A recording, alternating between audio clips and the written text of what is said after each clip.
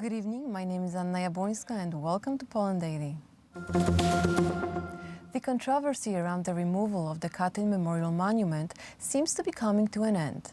The monument in Jersey City will remain at the Exchange Place. Friday afternoon, local time, Mayor Fulop and Consul General Golubiewski tweeted the good news for the Polish-American community. However, the monument will be moved by 60 meters to fit in with the renovation plan. The tweets about the monuments came almost simultaneously around noon East Coast time from Mayor Stephen Fulop and Polish Consul General Maciej Golubiewski. 3 demonstrations planned for this weekend will now have a joyful tone. Polish organizations are still urging all friends of Poland to join in. At the time we broadcast this news, it is available also on TV Republika app. There is still time to come to the first one on Friday night at 7 p.m. at the monument. The Saturday demonstration is at the City Hall of Jersey City at 1 p.m. and the third one is on Sunday at 3 p.m. at the monument. We have good news. Just minutes ago, Friday, the 11th, we received information that Mayor Fulop agreed with the Consul General in New York that the monument stays in the Exchange Plaza. The only difference is that the Mayor negotiated moving the memorial by about 60 meters. I'm not sure which direction right now, but it's in the same general area. This was a very moving experience because all the organizations which are active in the American Polonia got together, and myself as a representative of the Coalition of Polish Americans, I'm proud that this organization was first which decided to go to the court. Then there was another lawsuit, and I think Mayor Fulop just bowed because of this pressure. Will the lawsuit be dropped? The lawsuit is just it's going to expire by itself if everything just goes right. Polish Parliament has passed a special bill which will move forward the construction of a new intercontinental airport, the new Central Polish Airport.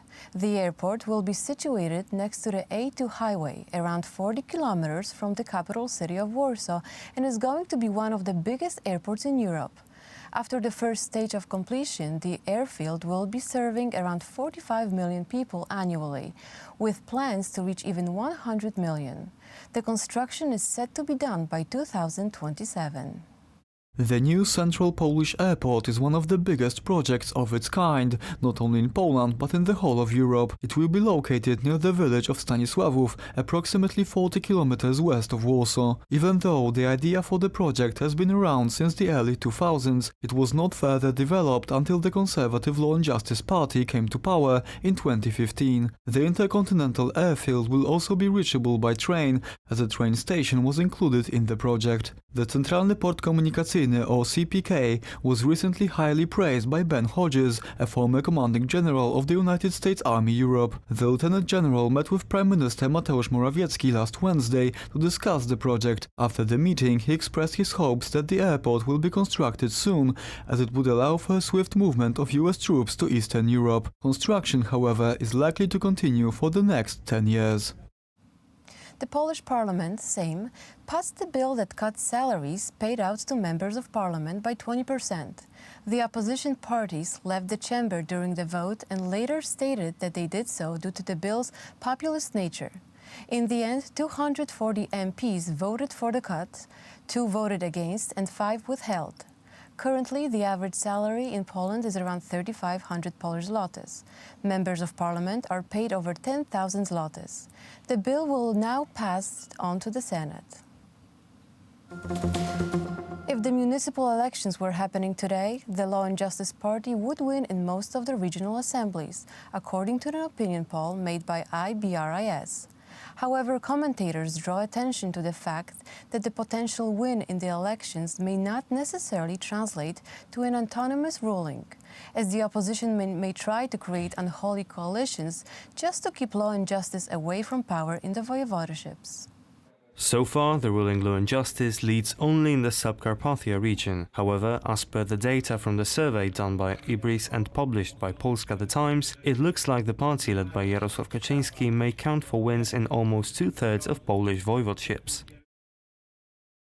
The biggest surprise comes from Mazovia, where Law and Justice took the lead for the first time with almost 38% of support. Behind them placed the Civic Platform and the Modern Party, which in the coalition may count for a little over 21% of the votes. The Polish People's Party comes not far behind, with 15% of support. The situation in the Lower Silesia is a bit different, as the Civic Platform Modern Coalition is in the lead in the voivodeship. Law and Justice places immediately behind them, and the Democratic Left Alliance is currently in third place. Pomerania polled almost identically to Lower Silesia. The trend, however, is reversed in the voivodeship of Greater Poland. Law and Justice is in the lead, with the Civic Platform and Modern parties trailing behind them. The Democratic Left Alliance holds the lowest step on the podium. The United Right outclasses the opposition in the Lesser Poland region, where, according to the poll results, they garnered 38% of the votes. The polls look similar on the country's eastern side. In the Podlasie voivodeship, the currently ruling coalition has 38% of the public's votes. The Polish People's Party is in second place with 22%, and the Civic Platform Modern Coalition can count on the support of just 20% of the people. The polls, which give the right-wing politicians the win in most of the regional assemblies, pleases the politicians of the Law and Justice Party. I would prefer to focus on the work at hand than the polls themselves. Besides, these are individual polls. What is most important is the work of the government, the members of the parliament, and the people who work for the poll results to be great. Columnists believe that the Law and Justice Party has a real chance of winning in the municipal elections, but not for autonomous rule. Generalnie zgadza się z taką intuicją, że Prawo i Sprawiedliwość. In general, the ruling party is strong enough to win in most of the voivodeship's regional assemblies. However, that may not be enough to rule over those assemblies. If a coalition is created between the Civic Platform and either Democratic Left or the Polish People's Party, depending on the voivodeship, that might still mean continued rule of the opposition. Może oznaczać dalsze trwanie w opozycji. The municipal elections will occur on one of the following Sundays, the 21st or 28th of October or the 4th of November. Thank you for watching Poland Daily, and please join us tomorrow at the same time. Good night.